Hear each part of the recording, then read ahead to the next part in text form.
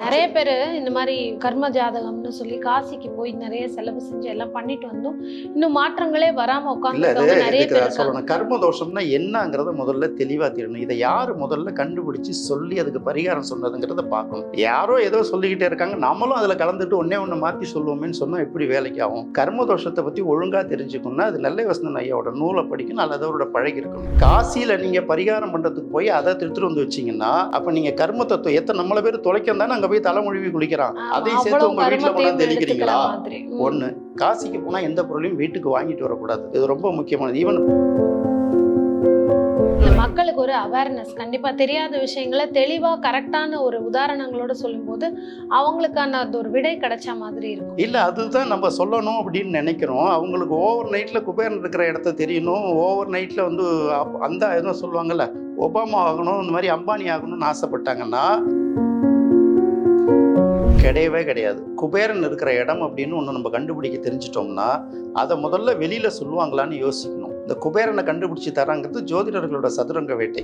உங்க வீட்டில் வந்து நீங்க குடிக்கிற தண்ணி இருக்கு இல்லையா, இந்த தண்ணி எப்போதுமே வந்து ஸ்கார்சிட்டி, அதாவது இந்த ட்ரை ஆகாத அளவுக்கு உங்க வீட்டில் எப்போதுமே பாத்திரத்தில் தண்ணி இருக்கும். அடுத்தது பீரோவை திறந்தா திறக்கத்துக்கு முன்னாடி துணிமணிகள் கீழே கொட்டணும். அதே போல அரிசி இருக்கு இல்லையா, அரிசி வந்து எந்த காலத்துலையும் ஷார்ட்டேஜ் வராமல் தீந்த பிறகு வாங்கக்கூடாது. இந்த மூணுத்துக்கும் பஞ்சம் இல்லாமல் இருந்தாலே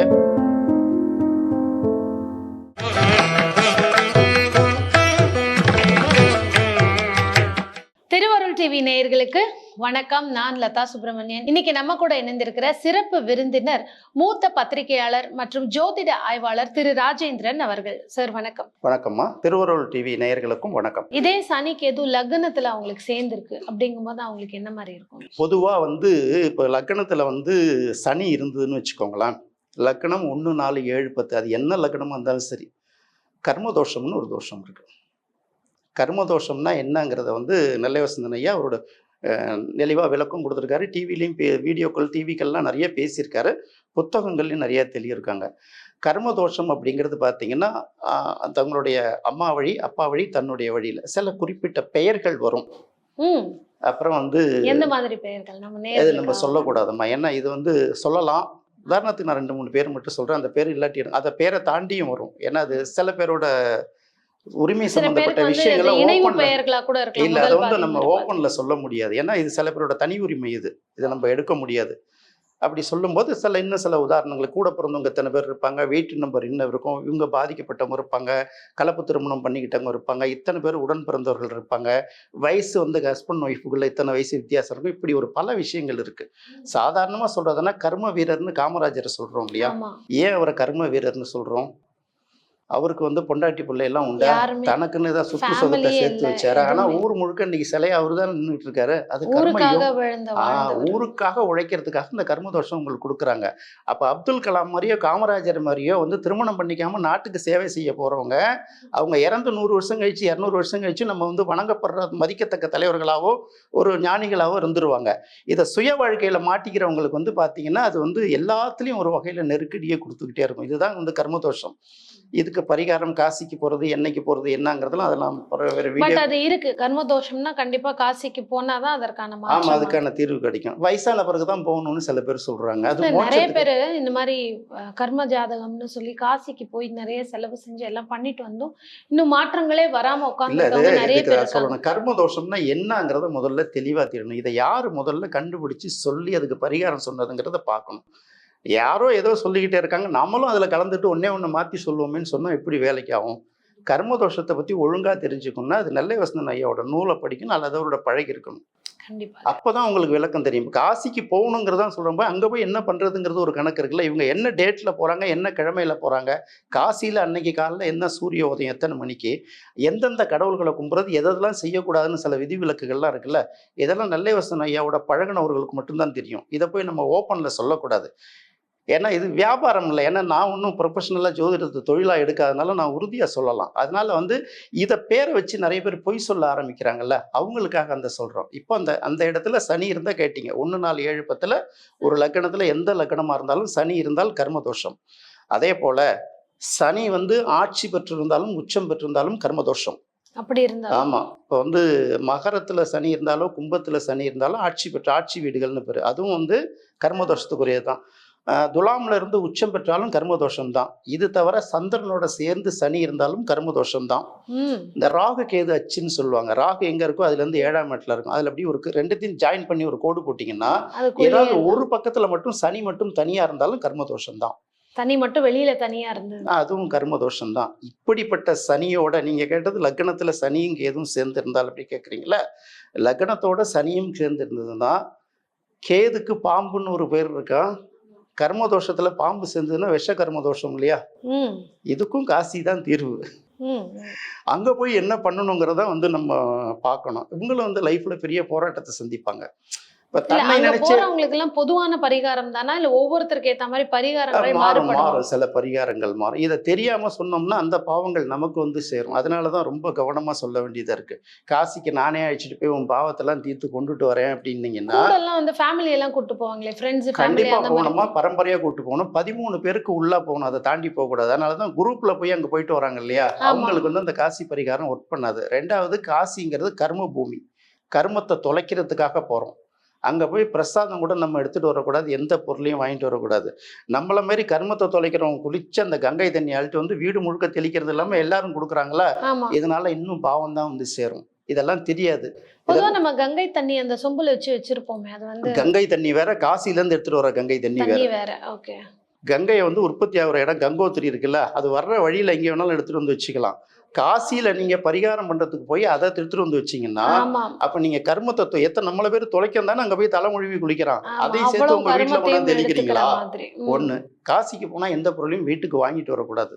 இது ரொம்ப முக்கியமானது. ஈவன் பிரசாதம் கூட எடுத்துட்டு நிறைய வரக்கூடாது. பேர் இந்த காசி கயிறு எல்லாம் வாங்கிட்டு வந்து எல்லாருக்கும் அது கொடுக்குறாங்க. நீங்க பரிகாரத்துக்காக சாதாரணமா போறவங்களுக்கு அது கணக்கு இல்லை. நம்ம சொல்றது இந்த கர்மதோஷ பரிகாரங்களுக்காக போறவர்களுக்கு அந்த இதை சொல்றது. சாதாரணமாவே நீங்க காசியில எதுவும் வாங்கிட்டு வராம இருக்குதான் நல்லது. நல்லது. ஆமா.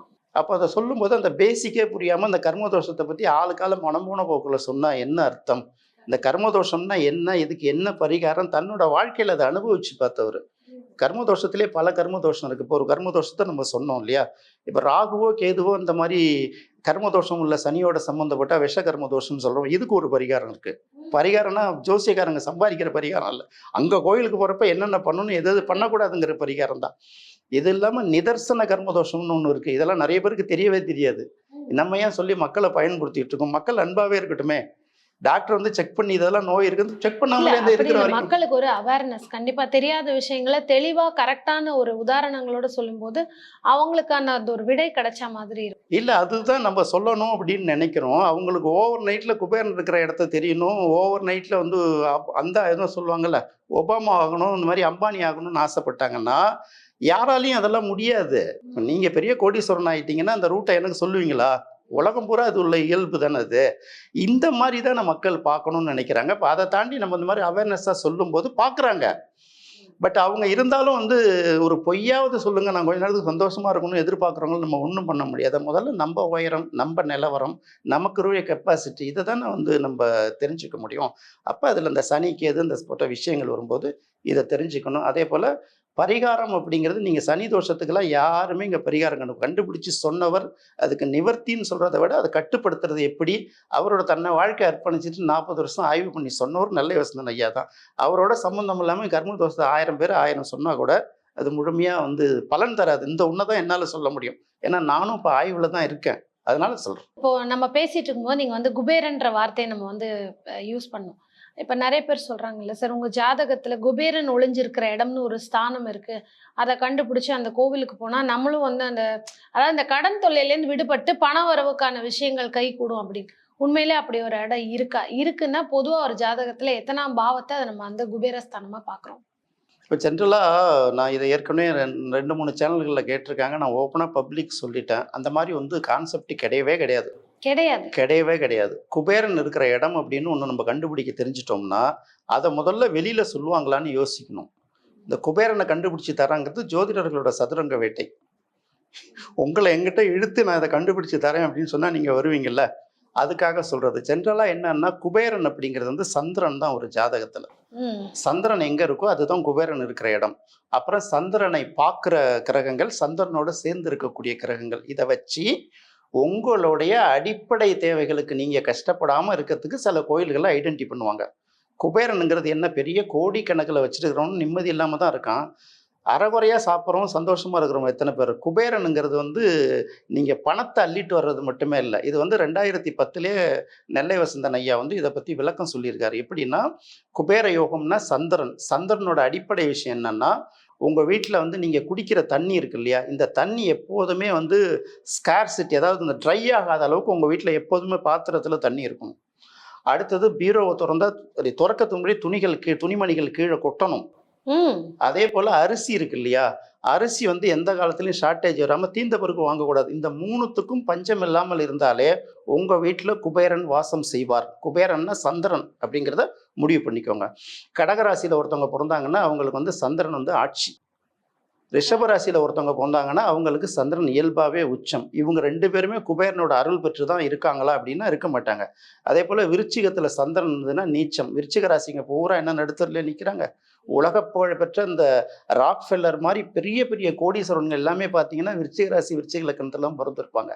இது வந்து எப்படி அப்படின்னு கேட்டிங்கன்னா, இந்த குபேரன் அப்படிங்கிறத வந்து நீங்கள் கண்டுபிடிச்சி சொல்கிறத வச்சுங்க. நான் ஏற்கனவே கூட நல்லா தெளிவாகவே சொல்லிட்டேன், இருந்தாலும் இன்னொருத்தர சொல்கிறேன். குபேரன் அப்படிங்கிறது வந்து சங்கநிதி பதுமநிதிக்கு உரிமையாளர் அப்படின்னு சொல்லுவாங்க. சங்கநிதினா என்னன்னா, 1க்கும் பக்கத்தில் 14 சைபர் போட்டால் வரக்கூடியது சங்கநிதி. என்ன எண்ணிக்கை வரும்? 14 சைபர். ஆமாம், 1, 10, 100, 1000 போட்டிங்கன்னா எது போடுவீங்க? வர இருங்க. அது இந்தியன் மணியா, அமெரிக்கன் டாலரா, பிரிட்டிஷ் பவுண்ட்ஸா, இல்ல யூரோப்பியன் யூரோவா? இது எந்த வேல்யூ? அது இந்திய பணமா, அமெரிக்க பணத்துக்கு இல்ல வந்து இப்ப யூரோவா? எது கணக்கு? 1 சங்கநிதி. அடுத்தது பதுமநிதினா 1க்கு பக்கத்துல 36 சைபர் போட்டா பதுமநிதி. இந்த 2 நிதிக்கும் உரிமையாளர் தான் அவரு. யாரு? குபேரன். குபேரனுங்கிறது நம்மளோட புராண ஒரு பாத்திரம் அது இல்லையா? இந்த குபேரன் சரி அப்படியே ஒரு உரிமையாளர் இருக்கார். குபேரனை கண்டுபிடிச்சிங்கன்னு வச்சுக்கோங்க. இங்க பெரிய கோடீஸ்வரன். நான் வந்து எங்க கஷ்டப்படுறேன்னு சொல்லி உங்கள்கிட்ட ஒரு உதவி கேட்குறேன், நீங்க கொடுக்குறீங்க.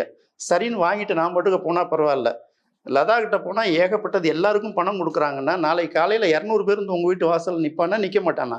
உங்களுக்கு அவங்க மேல கோவம் வருமா? இதை என்ன மட்டும் ஐடென்டி பண்ணி விட்டானே என் மேல கோவம் வருமா?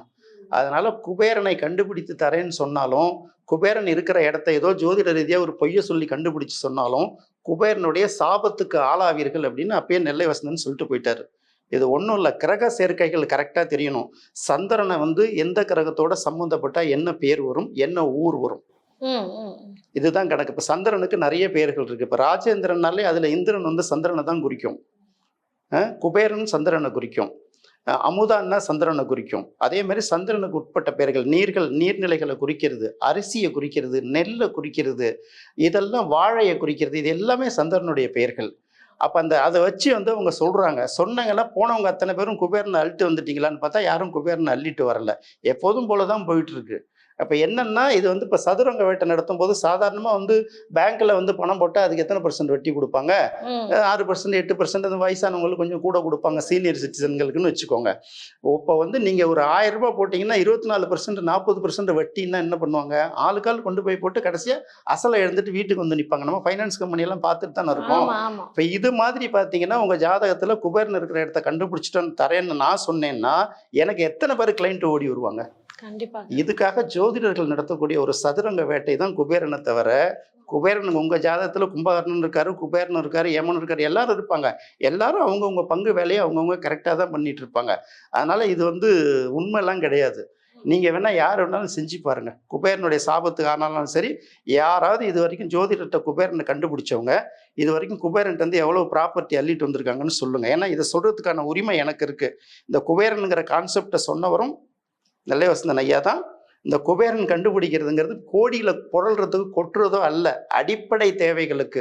உண்ண உணவு, உடுக்க உடை, இருக்க இடம்னு சொல்கிறோம்ல, இதோட அடிப்படை தேவைகளுக்கு நீங்கள் போராடாமல் இருக்கிறது தான் குபேரன் உங்களோட வாசம் செய்யணும். நீங்கள் கயிறு கட்டினாலோ பூஜை போட்டாலோ அவர்லாம் வரமாட்டார்.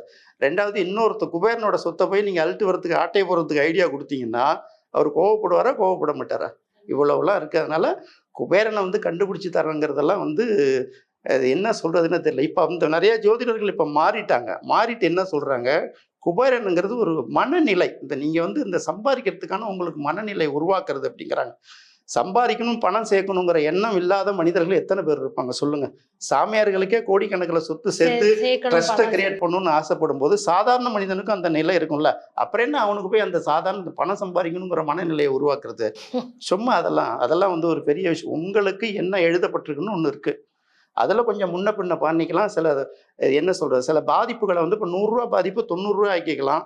2000 ரூபா வருவாயை 20,000 இதை தான் நீங்கள் பண்ணிக்க முடியுமா? வருவாயே வரதுக்கு வாய்ப்பு இல்லைன்னா உங்களால் ஒன்றும் பண்ண முடியாது. இது ஜாதகத்தை பார்த்து அனலைஸ் பண்ணி எடுக்கணும். சந்திரனுடைய வெளிச்சத்தை பார்க்கும்போது சந்திரனை உகந்து எழுதாத கவிஞர்கள்லாம் யாராவது உண்டா? வதனமே சந்திர பிம்பமேன்னு பாடலையா? முகத்தை பார்த்து இப்படியெல்லாம் பாடுறாங்க இல்லையா? அப்போ அந்த சூரியன் சந்திரன் அப்படிங்கிறது இரவு பகலுங்கிறது வாழ்க்கையில் ரொம்ப முக்கியமான தேவை. ஆணுக்கு ஆண் தன்மை, பெண்ணுக்கு பெண் தன்மை அப்படின்னு சொல்கிறோம் இல்லையா? இந்த இடத்துல ஆண் தன்மைங்கிறத நம்ம ரொம்ப யோசிச்சு பார்க்கணும். ஆண் தன்மைங்கிறது அடுத்தவர்களை அடக்கி ஆள்றது இல்லை. பெண் தன்மை அப்படிங்கிறது என்ன அப்படின்னா தாய்மை குணம். ஒரு தலைவனுக்கும் அந்த தாய்மை குணம் வந்தால் தான் தொண்டர்கள் கஷ்டப்படாமல் பார்க்க முடியும். ஒரு தாய் என்ன பண்ணுவா, நல்ல பிள்ளையோ கெட்ட பிள்ளையோ 5 பிள்ளை இருந்தாலும் எல்லா பிள்ளையும் ஒரே பிள்ளை தானே. இந்த பிள்ளை சாப்பிட்டுச்சா, இந்த பிள்ளை தூங்குச்சா ஒரே மாதிரி தான் பார்ப்பாங்கல்ல. இதுதான் தாய்மையோட குணம், பெண்மையோட குணம். இது ரெண்டும் சம்பந்தப்படுறது தான் சூரியன் சந்திரன்.